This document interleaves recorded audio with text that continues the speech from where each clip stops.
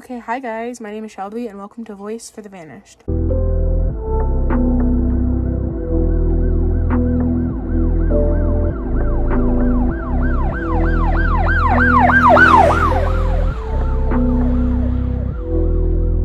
Now before I start, I just want to say a little quick sorry for the couple day delay on a video. I had been working on a bigger case, and actually while I was working on it, another YouTuber named Kendall Ray, I'm sure a lot of you know her, covered her case, and so I just felt that my video would be redundant as Kendall said all the information I could have and did it in a very good way, a better way than I could ever do it. And so I'll just link you guys to her video because Cecilia's case is incredibly sad and definitely deserves all the attention. So please go watch her video after you watch this one.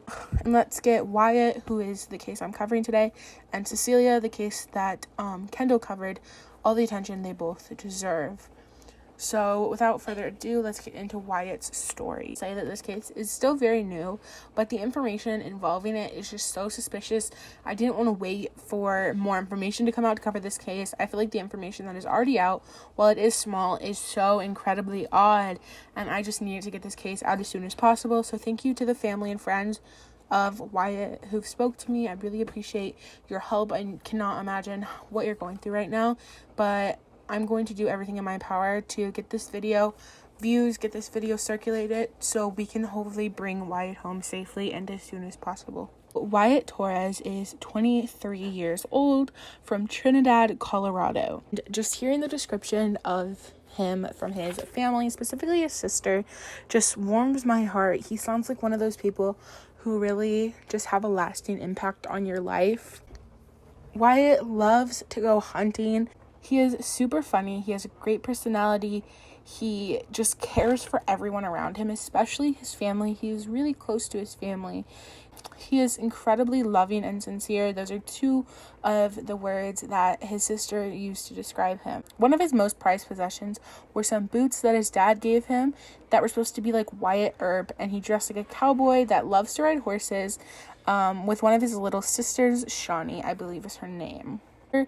He also liked to help his dad in the garden. He was close to every member of his family and had different things that he enjoyed doing with each sibling and parent. Different things that brought him so much joy as well as the other person of his family.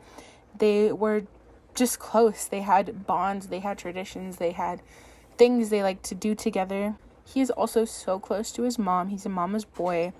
He's always wanting to be the right hand of the family. He wants to help everyone out with whatever it is. He doesn't care what it is as long as he is helping one of his family members in the house. He is there. He's going to do it.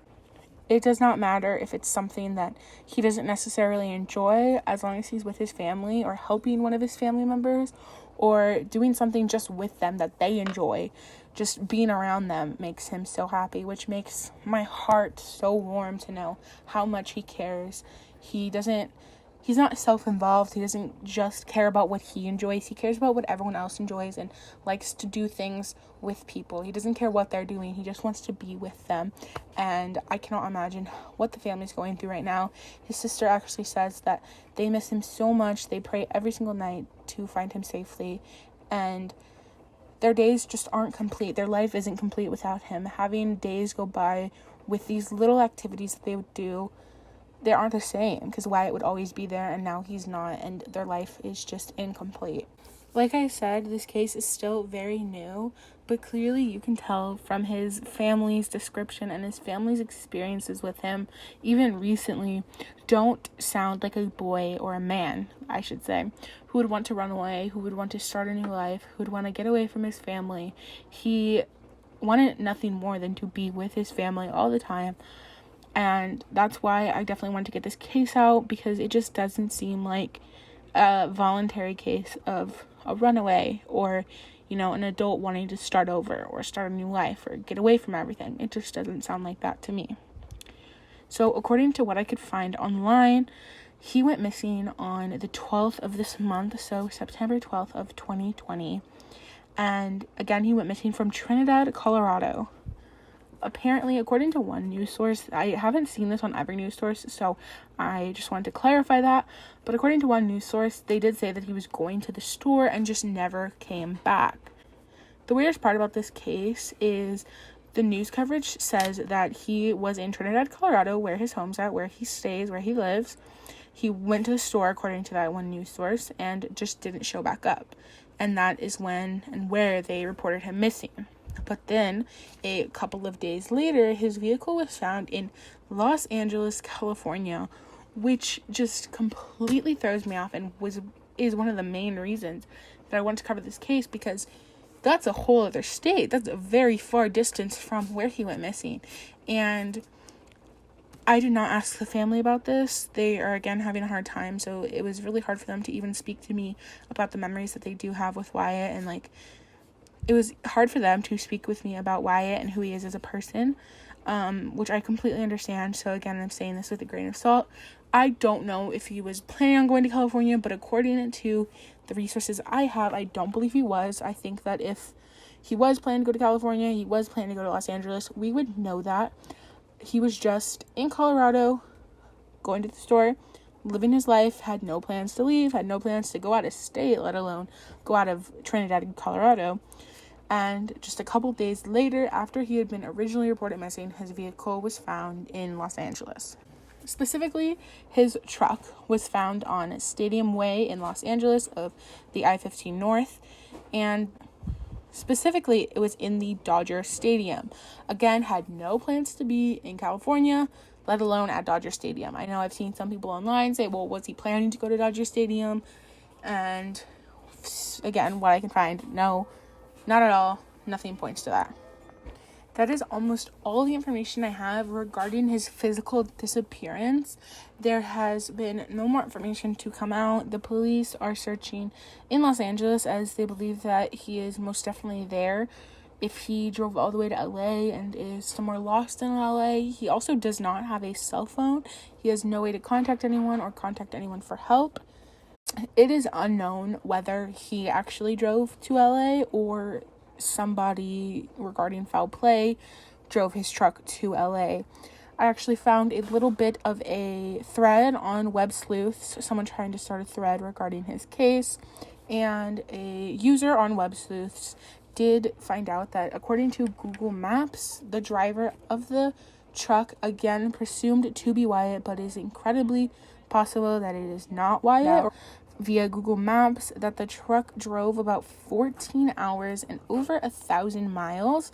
And I don't know how correct this is or how he got this information, and I cannot confirm this information, as again, it was just from someone on Web Sleuths and was not confirmed by family or officials. But I really do trust the people on Web Sleuths. They do a pretty good job of finding their information. And you know, he also questioned the idea of, is he the one driving the truck, which obviously I've brought up already. It is possible that he wasn't. It's possible that something happened to him in Colorado and someone was trying to cover their tracks by driving it to Los Angeles. And I know that is incredibly hard to hear and incredibly hard to think about, but it is very much possible. Again, because this case is so new, it is unknown to me if the officials and the police have checked CCTV and stoplight cams, different things like that, to spot Wyatt's truck, to spot his driving, because there has to be to spot Wyatt's truck, to spot him going to LA, as this is such a long drive. There has to be multiple cameras that picked him up somewhere that can hopefully give us a little bit of a lead on his state of mind, health, his well-being. If it was him driving, it would definitely help us out, but I don't have that information quite yet.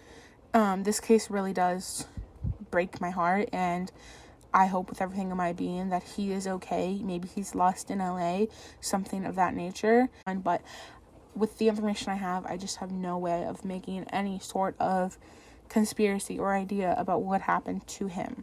I can just give you guys the facts, and hopefully more information comes out about this case, and I can give you guys an update video at some point. Now, physically describing Wyatt and what he was wearing when he disappeared, he is, again, 23 years old, standing at about 5'8" and 150 pounds. He is incredibly thin. He has a thin build, and he has brown hair as well as brown eyes, and he is Hispanic. He was last wearing a jean jacket with some brown fur on it, blue jeans, and a baseball cap. The missing persons report, he does not have any health issues that would require medication, but he has struggled with depression in the past and could possibly be struggling with it now. He also does have a past of using alcohol and marijuana, but that should not be a reason for him not to get help, not to deserve help. Again, I just want to always say that it does not matter what the person does or has done in their past. Everyone deserves help. Everyone deserves to have their stories being told. So that is a fact. That is something that I wanted to bring up, but it does not define Wyatt. It does not define him going missing, and does not define if he deserves help or not at all. Please share Wyatt's face, share his story, share this video. This has all the information that we have in one place. I really want to try and get this video to be the most viewed on my channel, just because he has so little people discussing him and he deserves more. I just felt an immediate emotional connection to this case and Wyatt, and I want to do everything in my power to help him and his family during this time. So if you guys could share my video, share it to Facebook, share it to all social media sites, get people to talk about him, get people to know his case, know his face, and share it. One person seeing it is another person sharing it, and another person seeing it, and it's just a domino effect that in the end can only help. If you guys have any information regarding Wyatt's disappearance, or if you have seen Wyatt in the Los Angeles area, they are asking you to call 719-680-1163. There's also a second phone number on the missing persons flyer I'm going to put down in the description. I'll have all the phone numbers you can contact if you know anything. Please, please, please, if you see something, say something. If you are scared to go to officials, there is always a number you can call and remain 100% anonymous. Crime Stoppers will not ask you for your name, for your information, or why you know it. They just want to know what you know. And as I always ask you guys, I don't care who you believe in, what you believe in, or what you don't believe in. Please send prayers, good thoughts, good vibes, strength, hope, love, anything good Wyatt's way, as well as Wyatt's family's way, as they are going through something terrible right now. I love you guys. And if you haven't yet, please hit the subscribe button. It really helps me out. It's an easy and free way to help me out and helps me continue making videos like this for a long time. I love you guys, and I'll see you in the next case. Bye.